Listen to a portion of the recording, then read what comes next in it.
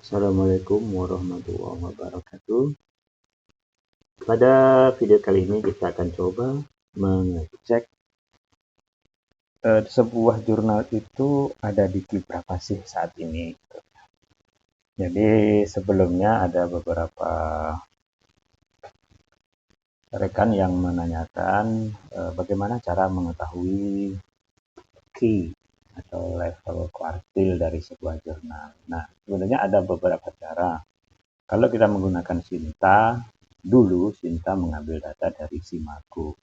Jadi Simago CR ini menjadi acuan untuk Sinta. Misalnya di sini terlihat ada ini Q2 ya, Q2 itu. Tapi ini biasanya dia kurang update. Jadi kita bisa mengetahuinya langsung menggunakan websitenya si Scopus. Nah,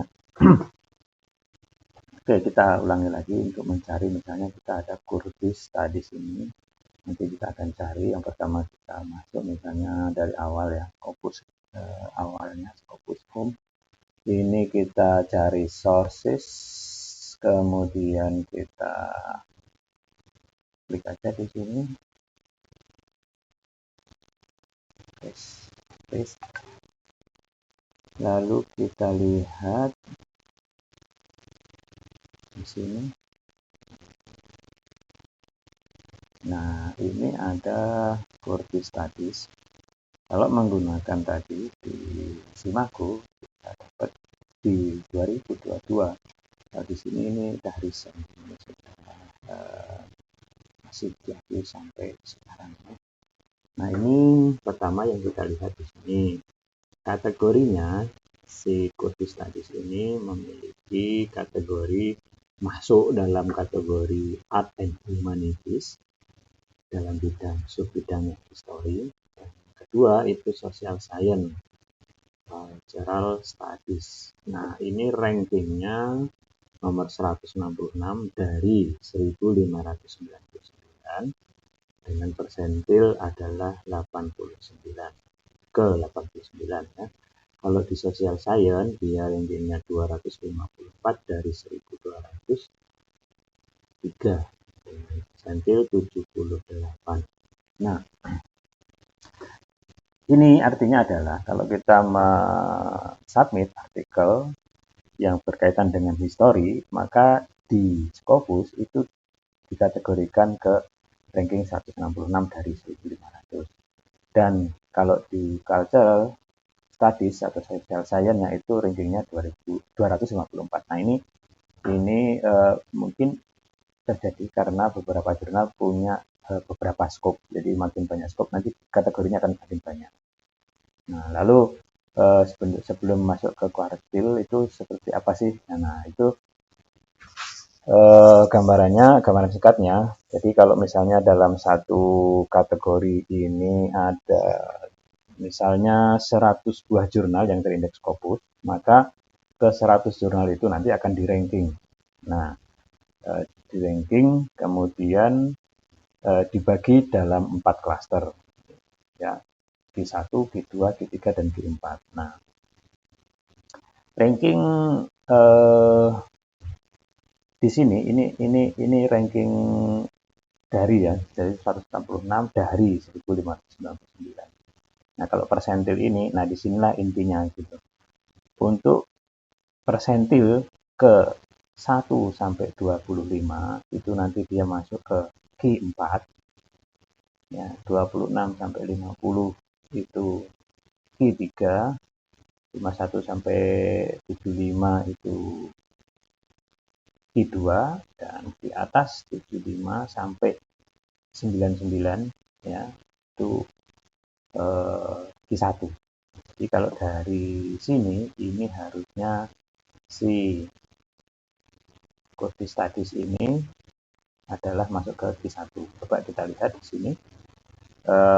Ini kalau kita mau melihat ya, ini kan khusus punyanya si Curtis Studies. Kalau kita melihat overall, jadi semua yang di kategori itu tadi itu yang di ini ya, jadi ranking satunya itu Philosophiae Copernica. Jadi di sini persentilnya itu 99. Ini yang nomor satu dari satu. Kemudian kalau kita lihat di sini langsung saja kita cek 166, 89. 166. Oke, kok. Nah, di sini 89. Nah, jadi di sini masih masuk ke Q1. Oke. Nah, kemudian yang non-Q itu seperti apa? Nah, non-Q itu dia tidak masuk ke Q. Kenapa? Karena dia belum bisa di-ranking berdasarkan perbandingan antara jumlah citasi dan artikel yang dipublish atau diterbitkan. Kalau kita lihat di sini, ya ini cara menghitung site score-nya. Nah, ini seperti ini ya. Ini 42 citasi dari 36 dokumen. Ya, jadi ini 1,2. Kalau kita dari sini, nah ini kan 1,2. Ya, jadi semakin banyak citasi yang diperoleh oleh sebuah jurnal, maka site score-nya akan semakin tinggi. Semakin tinggi site score-nya, maka posisi kuartilnya juga akan semakin bagus gitu. Nah, ini menunjukkan bahwasanya kualitas dari sebuah jurnal itu adalah sangat baik karena dia banyak disitasi. Jadi kalau ini perbandingannya antara jumlah yang diterbitkan dengan jumlah citasi itu 11 kali.